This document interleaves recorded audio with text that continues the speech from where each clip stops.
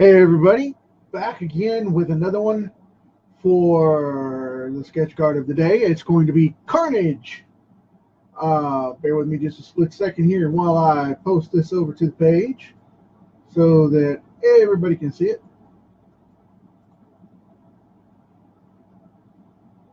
All right.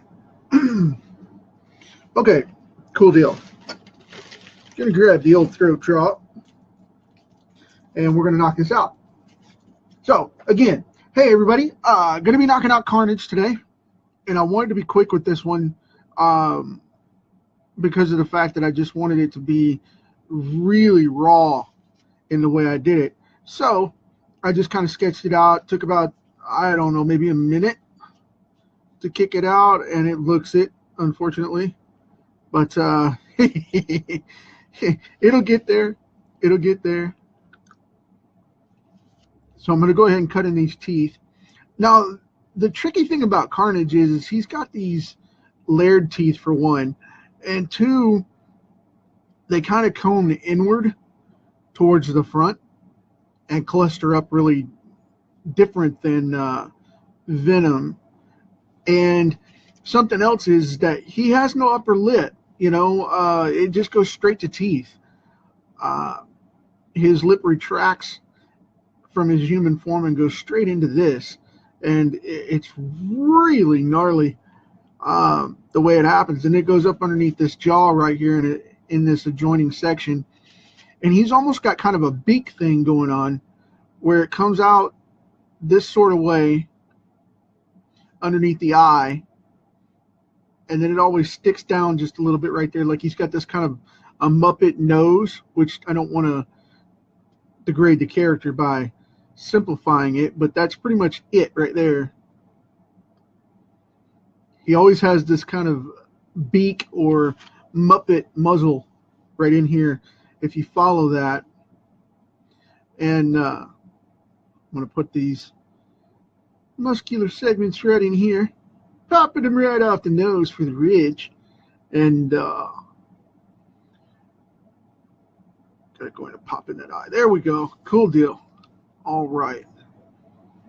Now he's got the classic Spider-Man, Venom, creepy symbiote gooey eye look, but it's a little bit more progressive. Carnage has always been nasty. But anyway, and depending on the artist, a lot of people don't go to that extreme with it. They'll just kind of put these blotches on there, and it looks more like a Rorschach rather than it would be a living symbiote. And I never liked that idea, but I mean, to each their own creatively, of course. But I would never disrespect anybody's work. But that was something that I've always had an issue with. I like them to be more symbiotic and a little bit wet in the look. For some reason, it makes him look, like I said, more gooey, as it were, for lack of a better term. And the reason I keep saying that is because it's got a moist alien look to it when you do it that way, for my personal choice. I also like to make his head look flat, like he completely mutates and you lose the back hinge of the musculature in here, which there should have been a line right there because of the fact that he's got that flap right there. And I want to make sure that that's in there because that's a signature thing for Venom and Carnage, is this reptilian style jaw flap going on. Very vicious guys. Now his bottom teeth are very sporadic at best. They go all over the place. Like this one will come out this way, and they're almost like shark teeth on the bottom. They have a ribbing to them, and what that means is they have the center part, but they have this curve where they have these little notches on the outside. And when you do that, those are carving teeth. Those are cutting teeth. And animals that have those are high-end predators. Sharks have them. Hyenas have them more prominently. Definitely your larger earthbound predators have them. But, of course, Carnage isn't, as we know, he's alien. So,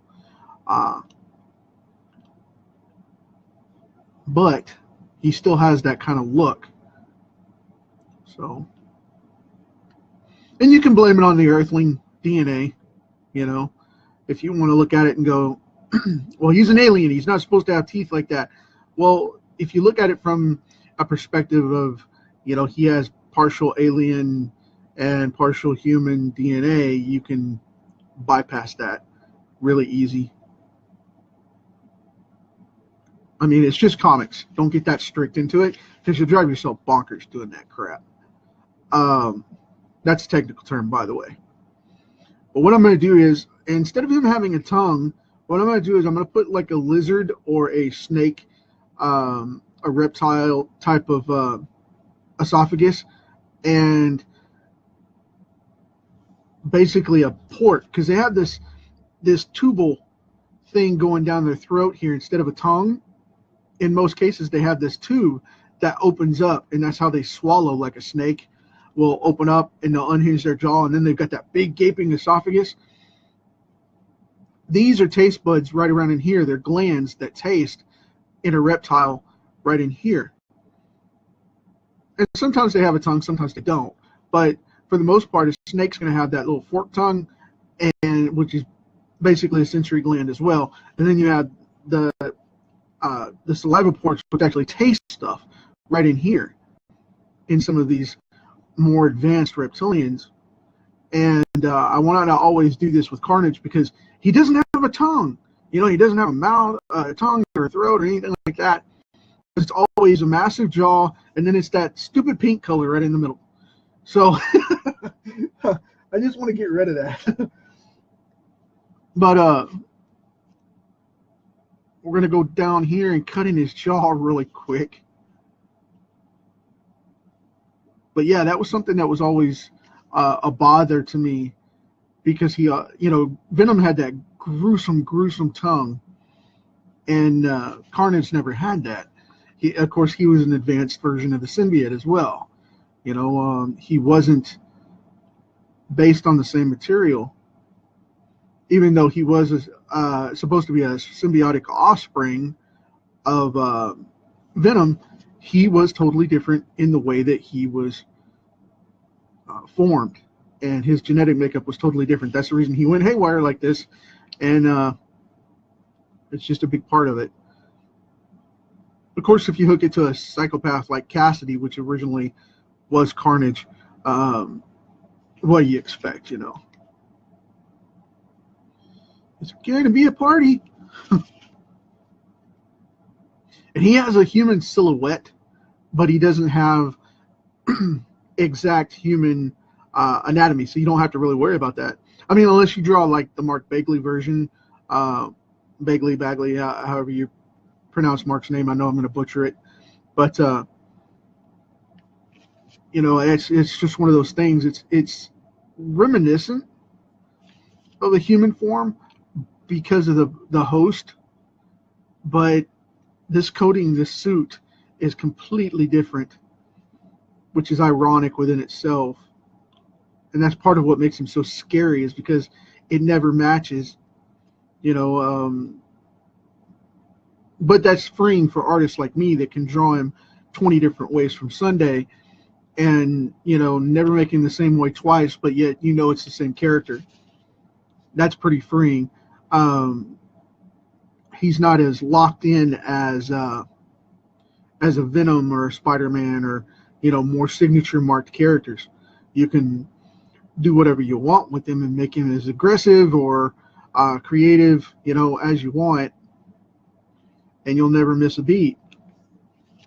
I like to put a lot of these shoestring style, it's what I call, I don't know what you would call them, but it's the shoestring style veins.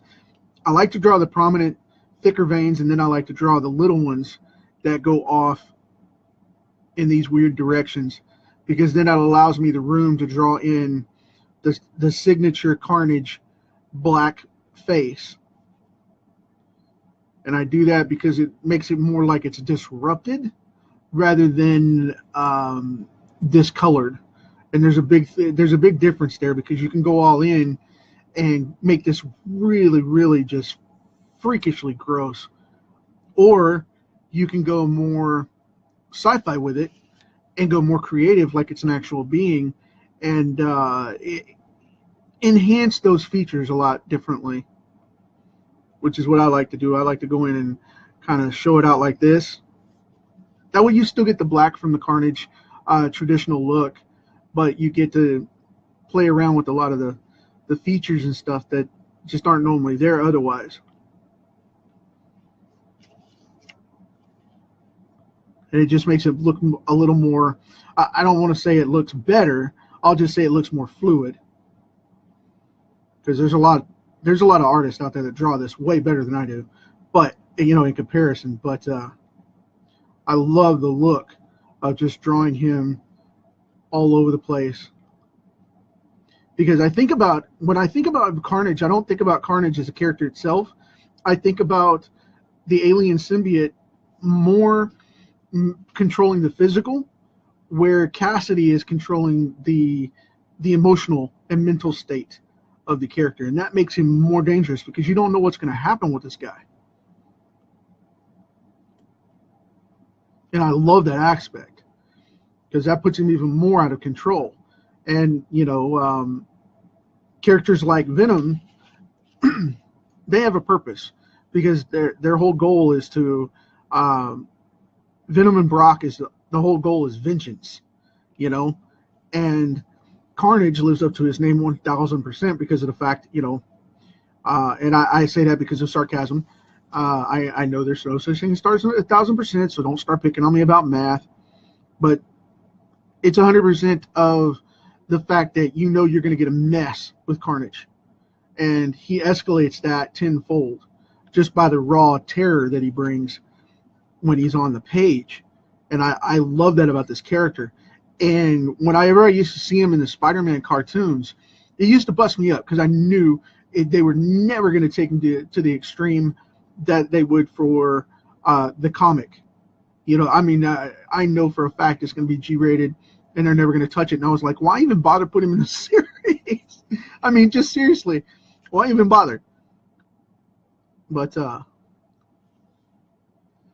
that's one of those things. It's just it's there, man. I understand why they did it. He sells, just like Venom. He sells, but it was a waste of time to put him in that, in that cartoon, because of the fact you just couldn't do it. It wasn't going to uphold the drama. However, if they do what they're talking about with the Disney platform, and with Sony and Marvel working out the kinks now, we may be getting a Spider-Man movie series, as well as they're talking about having a Scarlet Spider Netflix series, or original, well, not necessarily a Netflix series, but more of a Disney platform Netflix style series. And if they were to do that, if that's more than rumor, you got me hooked. I would love to see the Scarlet Spider on a series like that, and go at the level of like Daredevil or something like that. It would be phenomenal. It would be insane, especially with the effects it can do now. Oh, it'd just be pure nerd bliss, and I would be right there with a front row seat, just eating that up to no end. But I don't know if we'll get it though, because they're being really fickle. Because if Disney had a brain right now that was in charge, a single solitary human being that was in charge of the film sets right now and film creations, they would bypass Spider-Man completely and go with Ben Reilly, because they wouldn't have to worry about it. They could completely bypass Peter Parker and not have to worry about the Spider-Man license at all. But nobody thinks about that.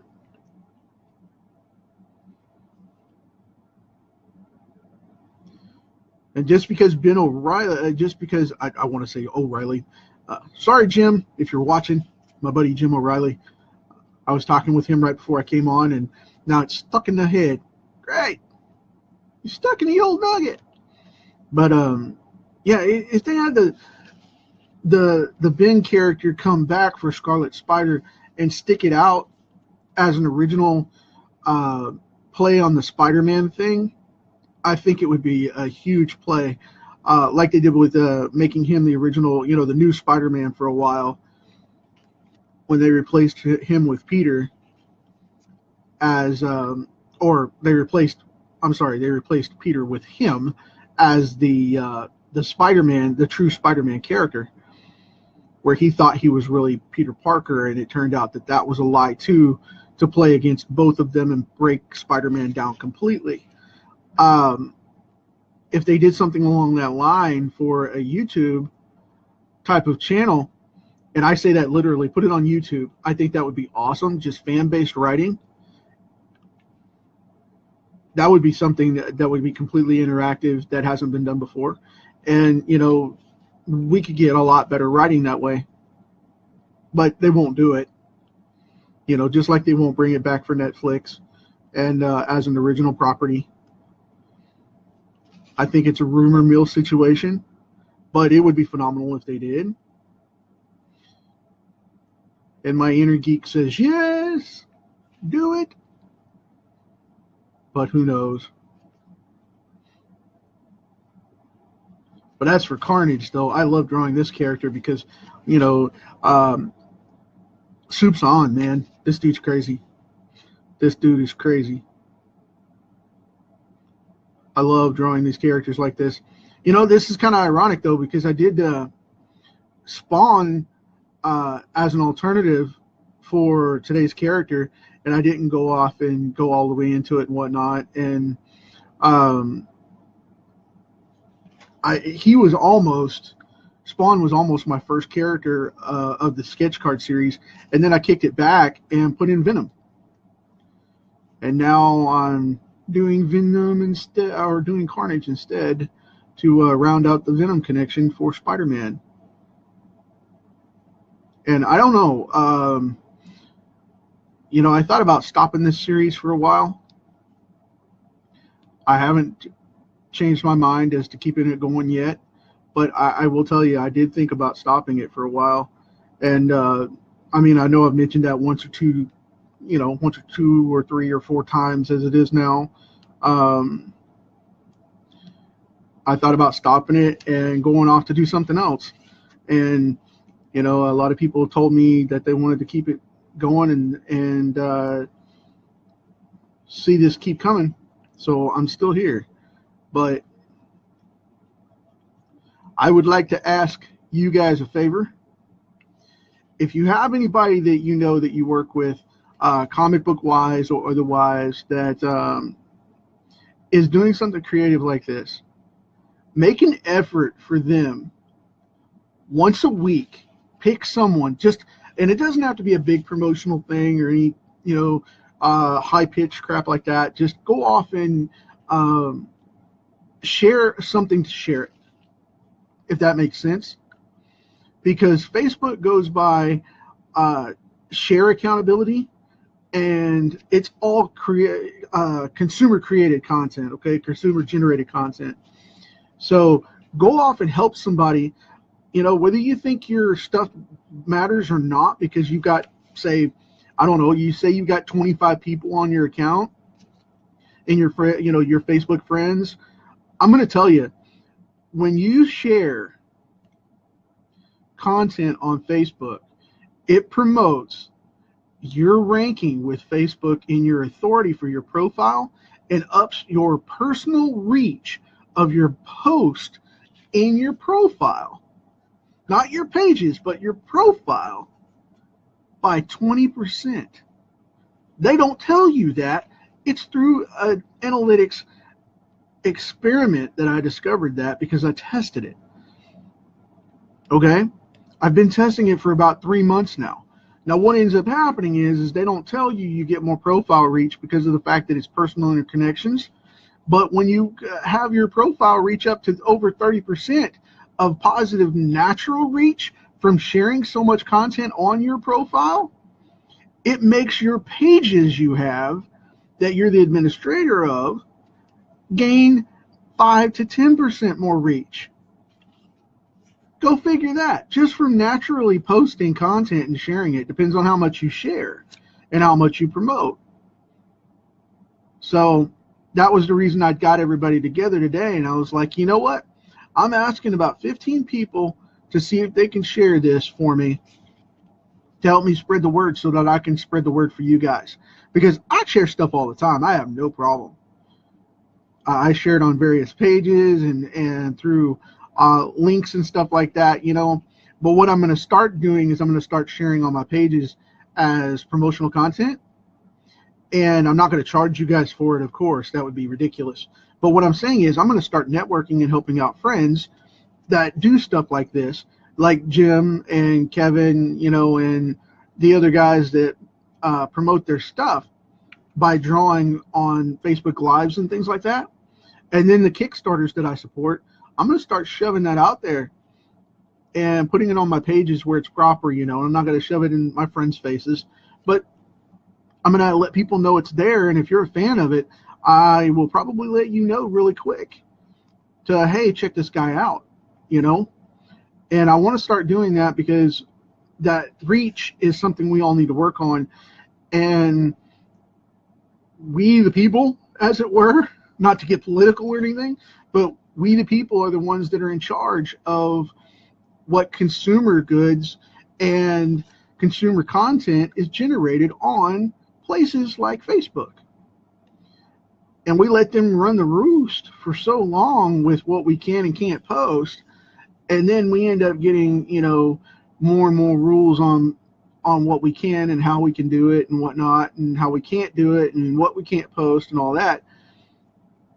If we share content, good, solid content, in relation to what we're interested in for our interest, it promotes our reach of that interest niche by so much. We need to take charge of that, and we need to start taking consideration of it, because it's crazy how that marketing comes into place.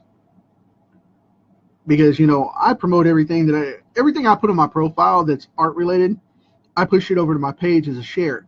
The reason I do that, 9% interest on the share reach. I get out there and reach, you know, 10, 15, 20 more people with that reach without promoting. And then I go off and promote my pages as you're supposed to accordingly to expand the page reach for what I share from my page to my profile in reverse. So just letting you guys know, you know, if that's something you're interested in and you want to get your art out there and get your reach going, that's going to help you a lot. And it won't show up right at first. It'll take a little bit. But when it does, man, it takes off. It takes off. But that's the reason I'm pushing that, because of the fact that we need to get more and more information out there for us to start promoting ourselves and support ourselves as an artist. And that's part of what I do, is show people how to make it work so they can get the stuff out there to the market. I want to give back for you guys, sharing for all this artwork and all these cards and stuff for so long, and reach more of my fans, you know, because I'm pushing 40,000 views now. Not that I'm bragging or anything, but 40,000 views on YouTube. And those subscribers are working like wildfire, man. But Facebook is considered the least responsive of all of them, but yet has the most people on it. And that's because people are, you know, I don't want to say anything foul here. For the adults in the room, you know, it almost started with a D and ended with bag, but we won't go there.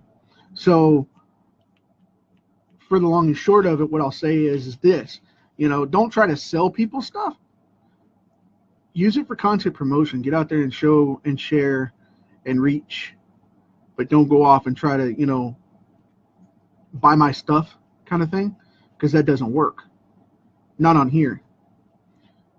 People buy your stuff because they're a fan, and they'll go to buy your stuff from the links that you put on where you sell your stuff.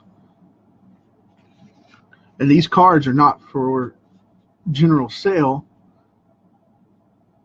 They're because I love to do this, and to get artistic reach.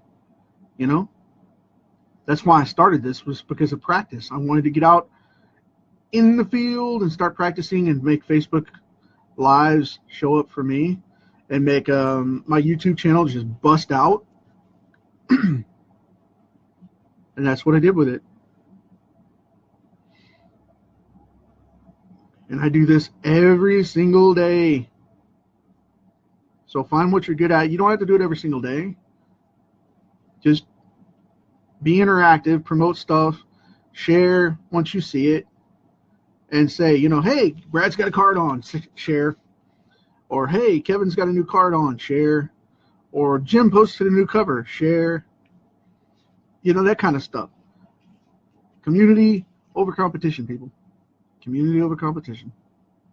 That's what I'm talking about. When you look on Facebook, think about how you can help somebody today, how you can help them smile and be happy, and what groove can you bring to the table? You know what I mean?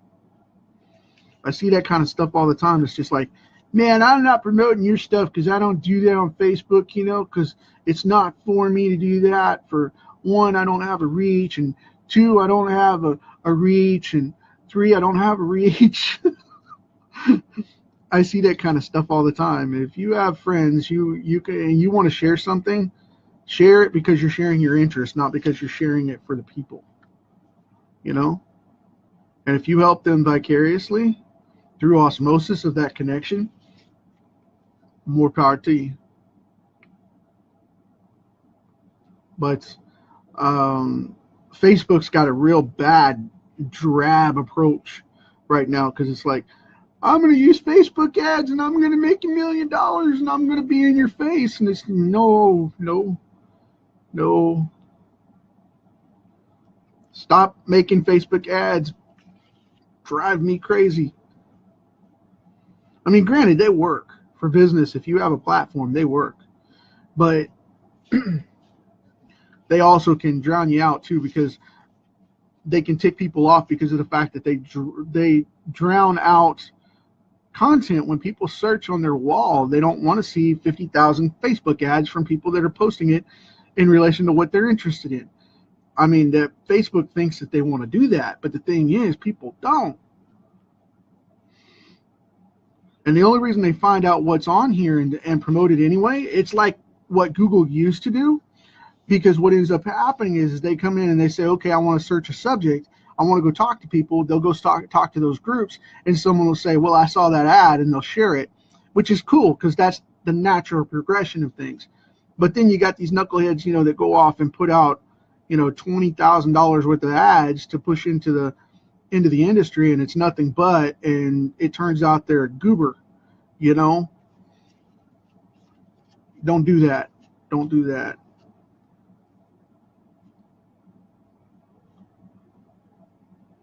Because think about Facebook like a YouTube or a television commercial. You know, if it's in front of them and it's happening because they're looking for that content, awesome.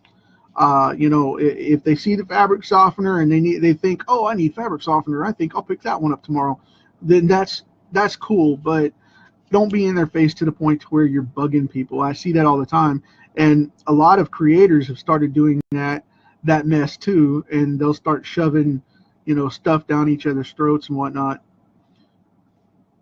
I share with my people because my people haven't told me not to do it yet. If anybody tells me, hey man, I'm not into that, I have many friends that aren't because they're into marketing more than comics, and I hear it all the time. So if they do that, respect them and move on. But until then, you know, share with your friends. It happens. Get some exposure. I guarantee you, when the comic book pops up and they like it, they're going to buy that sucker in a heartbeat. But anyway, make it a goal for Facebook to come on and share something with somebody every day. Just share to be nice and spread the word and spread the kindness. You know, The interwebs will be a much funner and cooler place when we start to share, and it'll also build up your stuff to where, because vicariously, and like I said, I keep saying vicariously, apparently that's the word of the day. What'll end up happening is that it will virally share and promote your stuff, because it'll give you more of a reach because people are responding to and liking your post. But Facebook doesn't want to tell you that, because then you'd build up a big personal profile and all your friends would like you, and then you get followers, and then they wouldn't need Facebook ads anymore, and everybody be under word of mouth like it should be. And then, oh my goodness, we'd have people buying stuff that they really wanted. It's a miracle. So just saying. But anyway, to the long and short of that, there is Carnage, people.